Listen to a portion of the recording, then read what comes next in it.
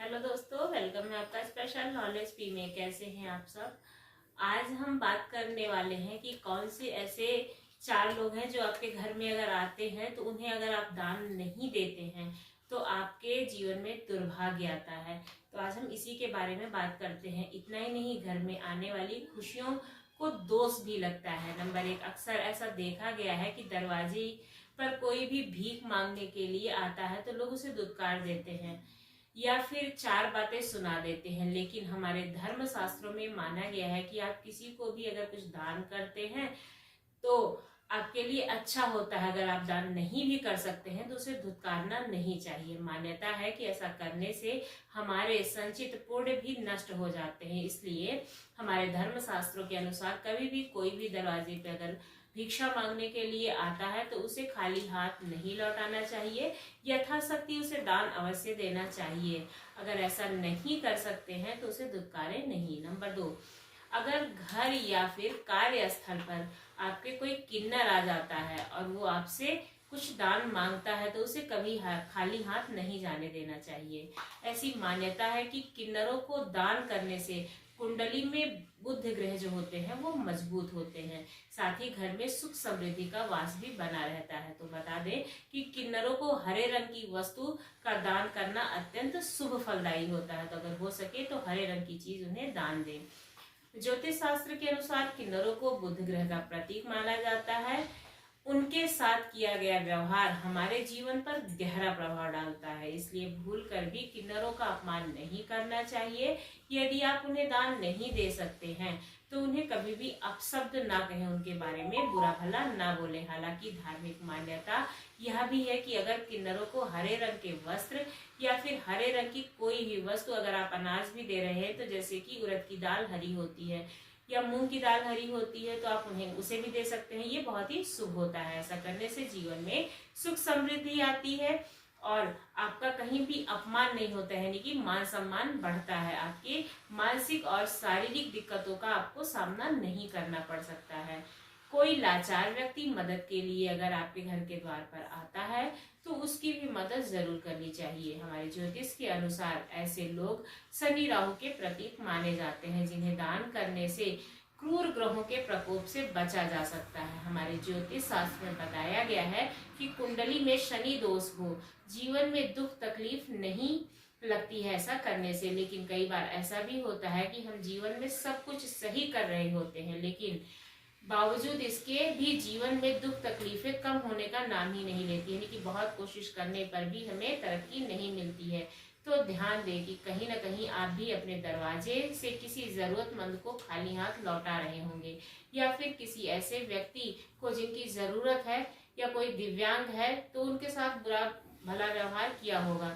ध्यान रखें, कभी भी ऐसा ना करें क्योंकि दिव्यांगों को राहु और शनि देव का प्रतीक माना जाता है। इस वजह से अगर आप उन्हें खाली हाथ लौटाते हैं या फिर उनको बुरा भला कहते हैं या उनके बारे में गलत विचार रखते हैं तो आपको हानि हो सकती है। नंबर 4, हमारे शास्त्रों के अनुसार अगर कभी भी आपके दरवाजे पर कोई भी संत महात्मा आता है तो उसके साथ हमेशा ही शालीनता का व्यवहार करना चाहिए।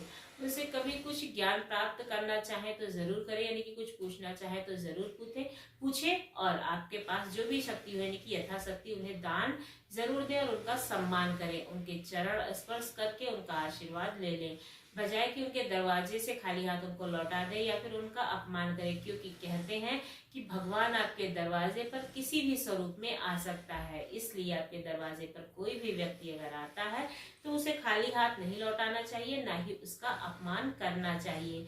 अगर आप ऐसा करते हैं तो आपको दुख तकलीफों का सामना करना पड़ सकता है और किस रूप में भगवान आपके द्वार आए हैं आपको पता भी नहीं चलता है। तो इसलिए ऐसा ना करें। वास्तु शास्त्र के अनुसार हमें कभी भी शाम के समय रुपए पैसे का भी लेन देन नहीं करना चाहिए। चाहे आप व्यापार कर रहे हैं, चाहे आप कोई भी काम कर रहे हैं तो उसका लेन देन शाम के समय ना करें, यानी कि जब सूरज ढल जाए उसके बाद नहीं करना चाहिए। सूर्यास्त के बाद किसी को उधार नहीं देना चाहिए, ना ही किसी से कर्ज लेना चाहिए। ऐसा करने से आपके मतलब आपकी जो तकलीफ है वो बढ़ेगी, आपके धन संबंधी जो ग्रह हैं वो खराब हो जाएंगे और आप अपने कर्ज को कभी भी उतार नहीं पाएंगे। अगर आपने किसी को कर्ज दिया है तो आपको वापस नहीं मिलेगा।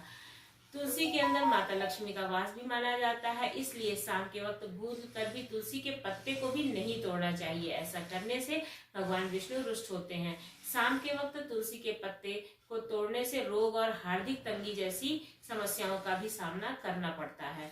शाम के वक्त तुलसी को छूने के बजाय उनके सामने घी का दीपक प्रज्वलित करें। वास्तु शास्त्र के अनुसार सूर्यास्त के बाद घर में भूल कर भी झाड़ू भी नहीं लगाएं। शाम के समय घर में झाड़ू लगाने से माता लक्ष्मी नाराज हो जाती है, जिससे इंसान को हार्दिक तकलीफ का सामना करना पड़ सकता है। किसी कारणवश आपको घर में अगर झाड़ू लगानी पड़ती है तो समेटा हुआ जो कचरा है उसको बाहर ना निकालें, उसको एक तरफ इकट्ठा कर दे।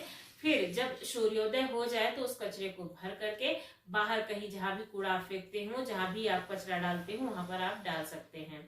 सूर्यास्त के बाद घर के मुख्य द्वार को बंद नहीं करना चाहिए।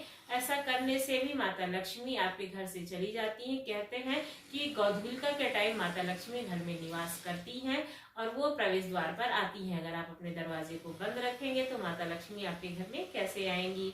सूर्य डूबने के बाद घर में कभी भी लड़ाई झगड़ा नहीं करना चाहिए। वैसे तो घर में कभी भी लड़ाई झगड़े का माहौल नहीं रखना चाहिए। ऐसा रखने से भी घर में गरीबी और कंगाली आती है। घर में अगर सुख शांति का वातावरण रहेगा तो माता लक्ष्मी भी आपके घर में निवास करेंगी।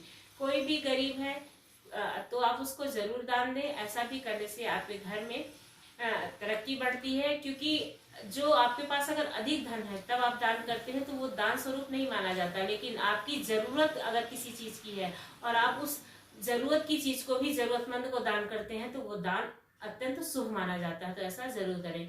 बुजुर्गों के अनुसार सुबह उठें, फिर इसके बाद में अपने इष्ट देव का ध्यान जरूर करें। भूल कर भी किसी गांव या शहर का नाम नहीं लेना चाहिए। ऐसा मानते हैं कि नाम अनजाने में लिए जाने के प्रतिकूल प्रभाव पड़ते हैं, इसलिए स्थान का नाम लेने के बजाय आप ईश्वर का नाम और तीर्थ स्थान का नाम लें। सुबह उठकर भूल कर भी वानर या फिर बंदर शब्द का प्रयोग नहीं करना चाहिए। रामचरितमानस के सुंदर कांड में हनुमान जी को कहते हैं कि प्रतिलेई जो आस नाम हमारा, तहे दिन ताहि न मिले आहारा। अर्थात मैं जिस कुल में यानी कि वानर कुल में जन्म लिया हूँ, सुबह सुबह अगर आप उसका नाम लेते हैं तो आपको भोजन भी बहुत मुश्किल से मिलता है। इसलिए सुबह बिना अन्न जल ग्रहण किए वानर नहीं कहना चाहिए। हालांकि आप हनुमान जी का नाम ले सकते हैं। अगर आप किसी जरूरी काम से बाहर जा रहे हैं तो आप हनुमान जी का नाम जरूर ले और घर से दही शक्कर खा करके जरूर जाए। बुजुर्गों का मानना है कि भूखे पेट निकलने से कई बार आपके साथ अच्छा नहीं होता है और आप भूखे ही रह जाते हैं। सुबह शांत चित्त से बिस्तर त्याग करें।